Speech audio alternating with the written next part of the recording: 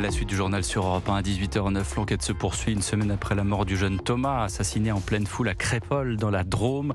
La difficulté, c'est d'établir l'auteur du crime, celui qui a fait usage de cette dague de 25 cm de long. 9 jeunes ont été mis en examen pour divers motifs, dont meurtre en bande organisée. C'est dans ce sens que 80 autres jeunes, principalement de l'ultra-droite, ont décidé de manifester hier à Romans-sur-Isère pour réclamer justice pour Thomas, 16 ans. Des violences s'en sont suivies.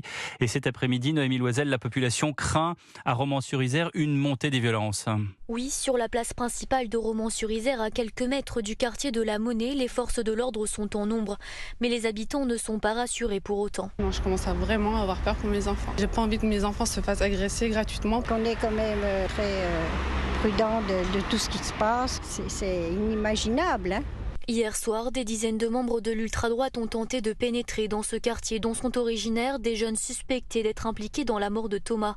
Une mobilisation que comprennent certains habitants. On était persuadé qu'à un moment donné ça explose et qu'il y a un ras-le-bol et que ça dégénère comme ça et que je pense que ça risque de continuer encore plus. Quand j'aurai des enfants, est-ce que j'ai envie de vivre dans un monde d'insécurité? Donc ouais, je suis en colère. Pas de là à tout casser, machin, mais faut se réveiller en fait. En marge de ce défilé, un militant de l'ultra-droite âgé de 20 ans a également été roué de coups et sa voiture incendiée. Noémie Loisel, correspondante d'Europe 1 dans le Rhône.